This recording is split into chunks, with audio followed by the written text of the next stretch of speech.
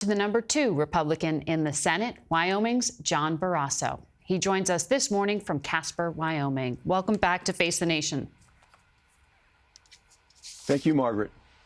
There's a busy week ahead in the Senate, but before I get to that business, I do want to ask you about these fires in California. Do you expect that Congress will have to provide an additional aid package, and if so, when? Well, what we're seeing is heartbreaking. It's horrible, affecting people, old and young, rich and poor, everyone in the Wyoming National Guard is there on the scene, helping with manpower as well as equipment. When you see what's being shown on television, in addition to the tragedy on the ground, you're also seeing gross mismanagement in California by elected officials. And it's heartbreaking to hear the fire chief say that they've diverted all of this money away from the fire department to be used for social programs when they were already stretched too thin. So, yes, I expect there's going to be hearings. There's going to be requests of Congress.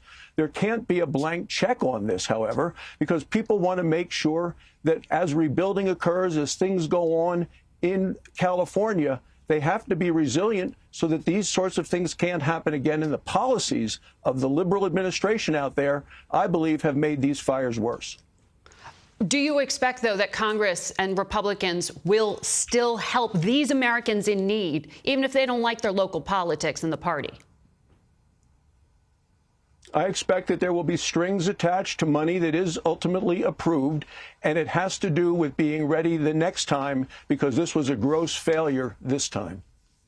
Senator, let me move on to what's happening this week, because you are the whip, you are the vote counter. You are watching very closely what these hearings for these picks made by Donald Trump will be like. Starting Tuesday, 13 of the picks are going to be up for questioning. Leader Thune told us last Sunday he suspects a lot will get through, but we'll see about all of them. Which nominees are you certain will be confirmed by January 20th? Well, let's start with, we were elected. Republicans are now in the House, the Senate, and the White House because Americans wanted safety and prosperity.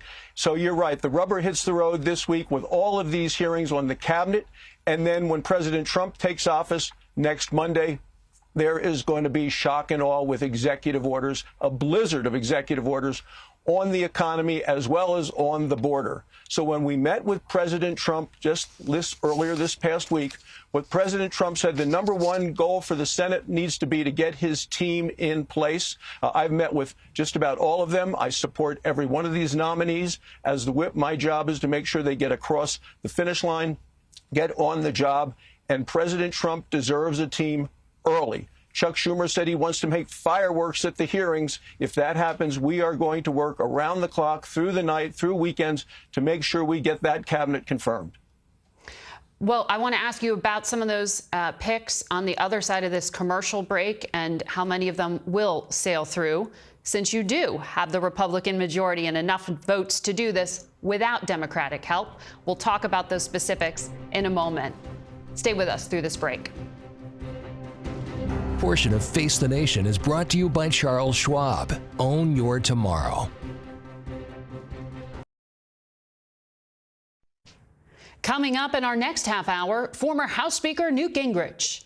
His new project is Journey to America, a PBS documentary profiling several famous immigrants and their contributions to America, like the late diplomat Henry Kissinger, who fled Germany in 1938.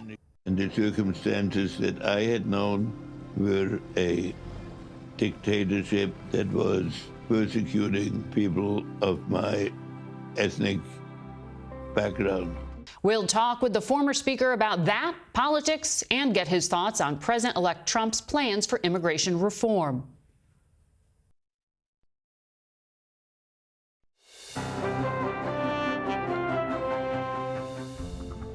Welcome back to Face the Nation. We return to our conversation now with Wyoming Republican Senator John Barrasso.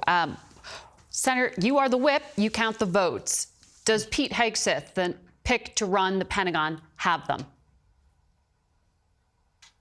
Well, he certainly has the qualities that we need to lead the Pentagon. He knows about a fit fighting force.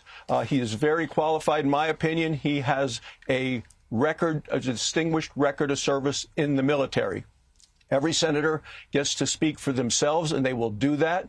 The meetings have gone very well. Things are heading in the right direction. The hearings start Tuesday, and they're going to be consequential. People will listen and make their own decision. People have already had chances to ask questions, and they're going to continue to do so. I expect he's going to have quality answers to the questions that they ask.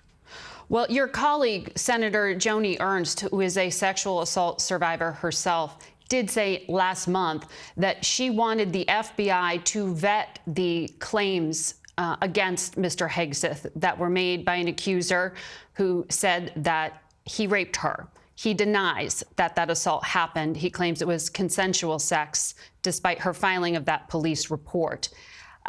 She also asked that the results be presented to the committee.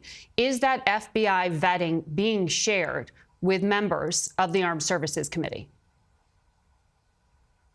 Well, Joni is a warrior. She is a patriot. I know she's had a chance to meet with the nominee at least twice. And advice and consent is about giving advice as well as asking consent. She's going to ask additional questions at the hearing on Tuesday and will ultimately make her decision. With regard to the FBI report, it's reported today that the chairman and the ranking member of the committee have seen the report already. Traditionally, those reports do not get shared with the other members of the committee. That goes back 4 decades, back when, John McCain was chairman of the committee, and I support the chairman in that decision. Well, that's why it is so notable that such a prominent member and other senators are asking to see FBI vetting. Do you prefer that the details of that sexual assault be disclosed in a public hearing, or would you support that those private investigative details be shared with members at the discretion of the chairman? Well, the chairman is going to make that decision, and I support the chairman. I also support Pete Hegseth. If you take a look at the current nominee compared to who's been in the Pentagon the last 4 years, where they had a woke military, where recruitment went down, morale went down, I think Pete is going to be terrific in terms of recruitment, in terms of morale, in terms of returning America to a fighting force, which is what the American people really want. They want to make sure if our military is called upon, they're ready to go, that they're ready to fight, and that with intimidating power. Okay. Just to correct myself, alleged sexual assault. So let me ask you about another nominee or nominee to be, one to run the intelligence community and oversee all the agencies. It appears the only member of Mr. Trump's national security team that doesn't have a real scheduled hearing is Tulsi Gabbard. Is it the FBI background check that's holding things up, or is it the ethics disclosure that's a problem? Yeah, I support Tulsi Gabbard. She is amazing in that she has been a member of Congress and a combat veteran, a decorated combat veteran for work under fire in Iraq. You're right. It's a paperwork problem right now with the Office of Government Ethics. We had hoped to have the hearing later this week. It looks like it's going to be the following week. But look, she continues to have promotions in the military. She's a lieutenant colonel. She now has top-level security clearances. She's the right person to keep America secure and safe. She took the unusual measure of releasing a public statement reversing some past policy positions she'd taken when it came to surveillance. Are you concerned that you don't have enough Republicans who are willing to vote for her? I'm not concerned at all about that. Senator Tom Cotton, who's chairman of the Intelligence Committee, has met with her on numerous occasions. She will have a hearing. She has to raise her right hand, take an oath at the time. She will be telling the truth. And the issue that you just raised, which is foreign surveillance, she is now the mind and the position that is consistent with the chairman of the committee and Republican members of the committee. You mentioned shock and awe on day one of Mr. Trump's new term with executive orders. But some of this action is also going to require congressional help. This week, President Biden banned new offshore oil and gas drilling in 625 meters of the ocean, miles.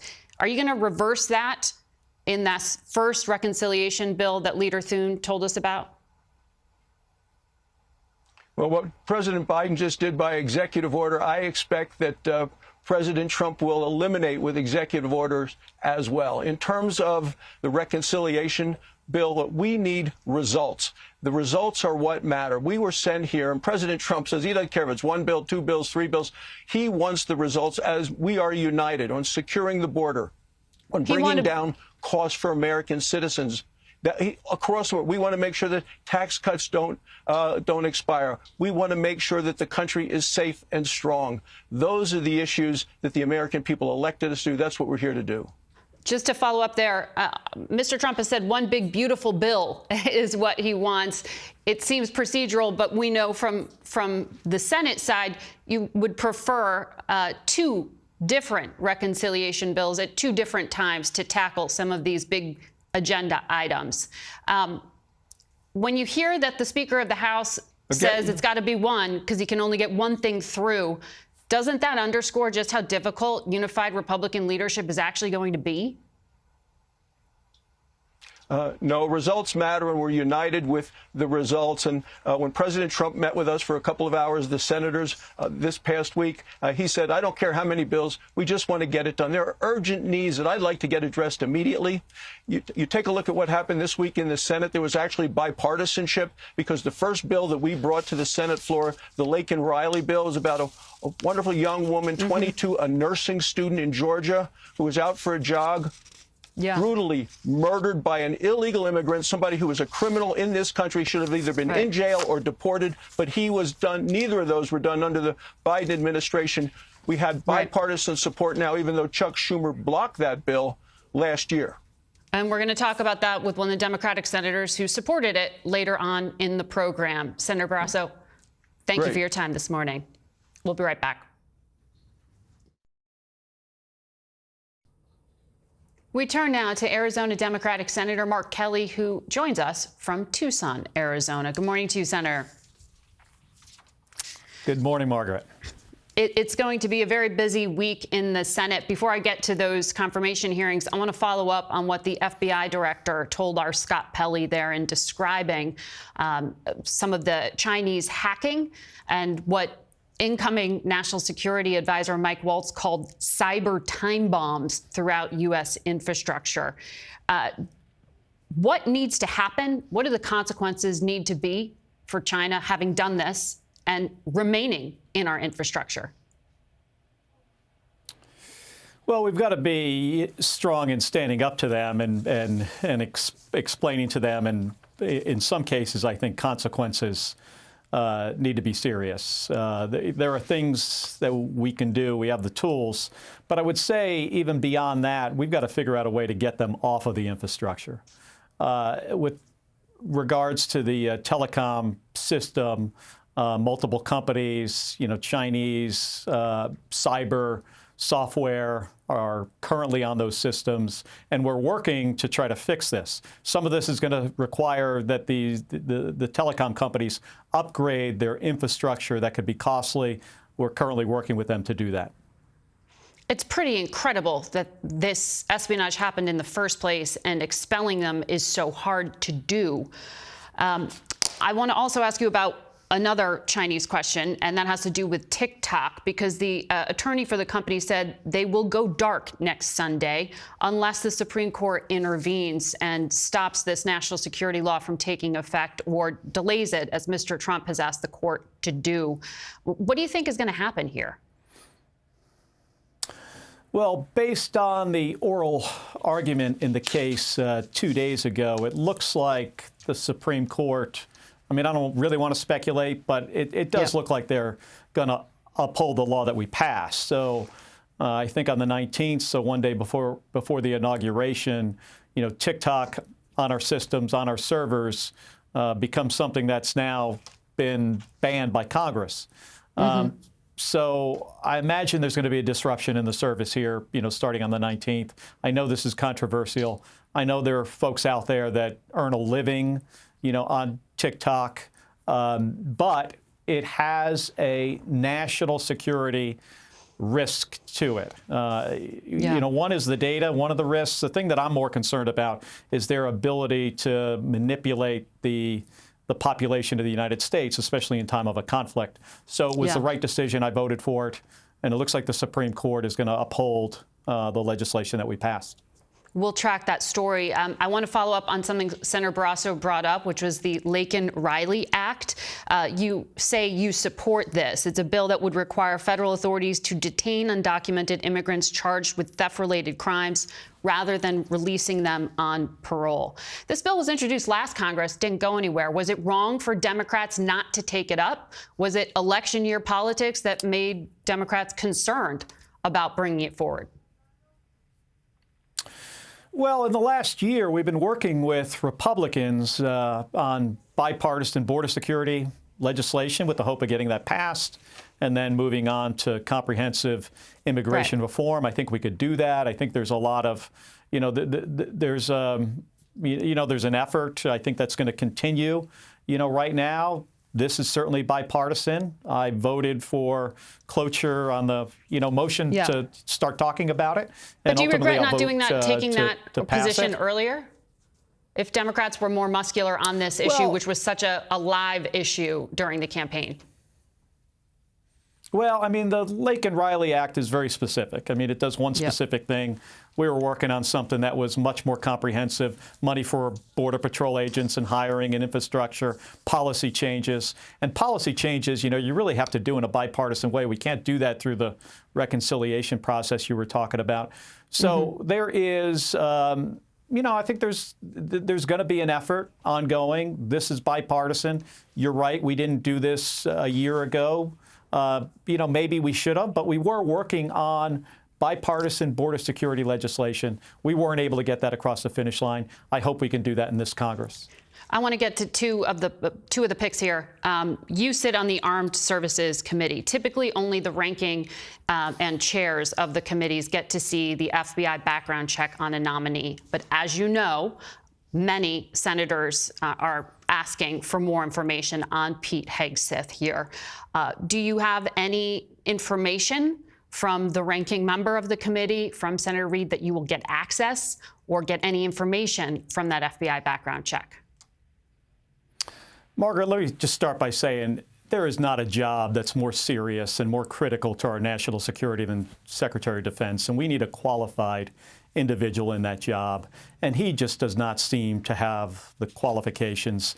And then on top of that, you look at his personal conduct, especially when he was managing Veterans for Freedom and Concerned Veterans of America. These two organizations were financially mismanaged.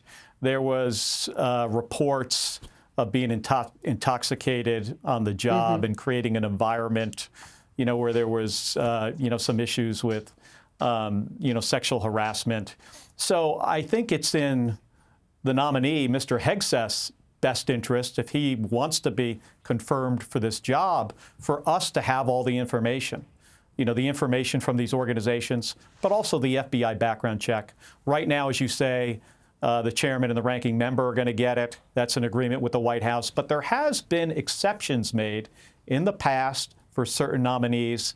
This clearly, because it is bipartisan, like across the aisle, folks want to see the FBI background check. I think we should get an opportunity to take a look at it. Okay. The New York Times was reporting that that the ranking member had been briefed as of Friday. You're saying no information has been shared? Yes. Okay. Do you think it will be before Tuesday? Not yet. When the hearing? I don't know. I think we will have an opportunity. I'll talk to the ranking member, and I also talked to the chairman about this, about his nomination in general. More so, the discussion I had with Roger Wicker was about just meeting with Mr. Hegseth.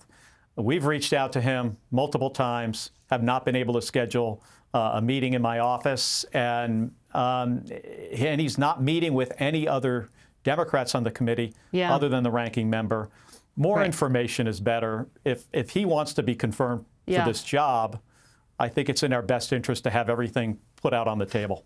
You're on the Intelligence Committee. Former Democrat Tulsi Gabbard she is controversial as well. Republican Senator Capito was on Fox today and said when she privately met with Tulsi Gabbard, she pressed her on that 2017 trip to Syria that came in the wake of a chemical weapons attack carried out by dictator Bashar al-Assad against civilians. Gabbard told her, she said, that she didn't even know she was going to Syria, that she intended to go to Lebanon on the scheduled visit and ended up in Syria. Is that a credible answer? I talked to Congresswoman Gabbard this week, met with her in my office. We talked about the trip to Syria. She didn't tell me that part. I mean, I think it's kind of unusual that you wind up in one place that wasn't part of the plan. But what concerns me more, especially about that trip, is it was common knowledge that Assad was gassing the civilian population, using chemical weapons against the population multiple times. And she didn't argue about those, but she took the time and the effort to make a case that there were two cases, and she used, experts that were not credible to try to prove that he was not using chemical weapons in those two instances. And I have a hard time understanding why you would want to do that, to use your political capital to try to prove something when there are multiple cases. And on top of that, when you look at what in Russia with misinformation, she does seem to have a predilection for misinformation. And for not having presenting a case that isn't my strong. Producer's yelling in my ear. I got to go, Senator. Community. I'm so sorry to cut you off. But we will see when the hearing gets scheduled. We'll be back in a moment.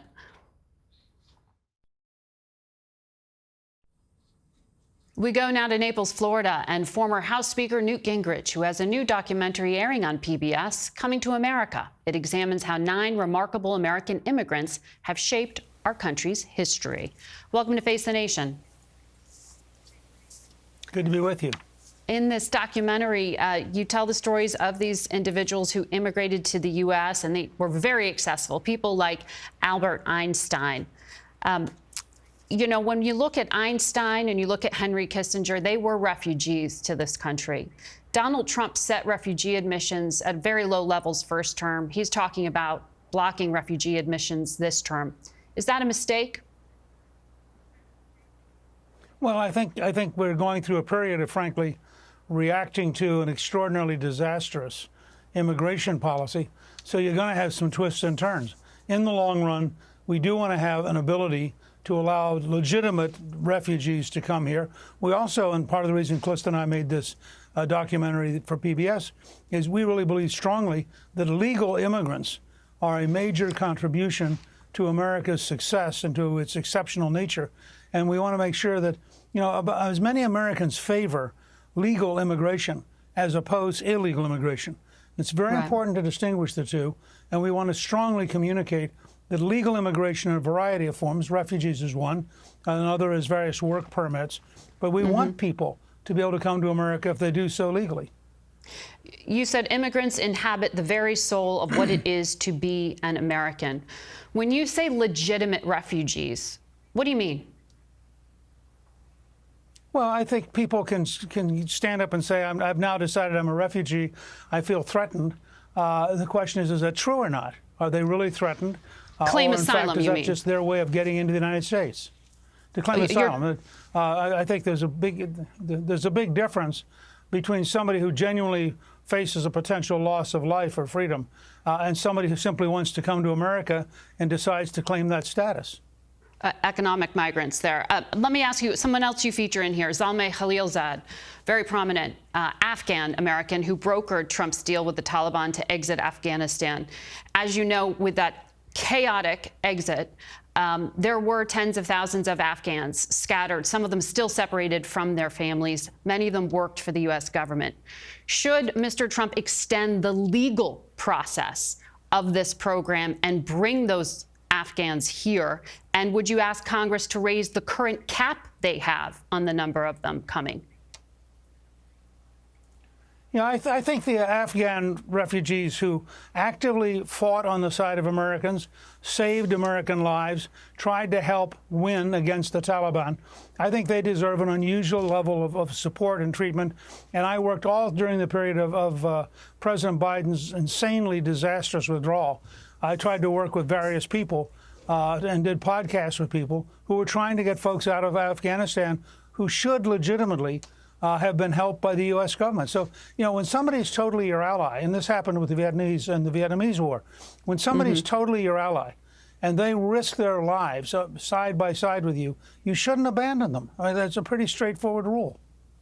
Well, one of the things the Biden administration blamed the Trump administration for was the difficulty in making those fast arrangements to bring those Afghans here. And that's a story for another day. But the person they put their finger on as making it more difficult is Stephen Miller, who is now the top policy advisor to Mr. Trump. He did add new requirements to visas, other things that made it harder to legally come here. Have you spoken to him about some of your concerns? No, I know Stephen very well. Look, so Stephen was responding to a disastrous level of immigration that's not sustainable. And I think virtually every American agrees you can't have an open border.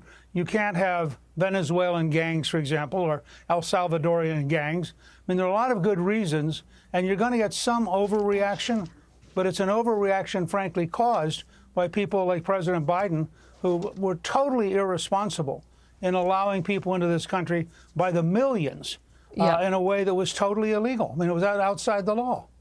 Okay, pardon me, I don't know if our viewers heard that there was an alarm that went off here, so it interrupted some of what you said there. Donald Trump has chosen your wife, Callista, who helped make this documentary with you, to be the next ambassador to Switzerland. Are you advising the president-elect in any capacity right now? Well, I chat with him, and I certainly chat with members of the team. I've had a long experience as a Republican activist. Okay. And on some things like getting through the tax cut bill, I work with everybody in the House, Senate, and the White House. Thank you, former Speaker, I should say. Thank you for your time. We'll be right back.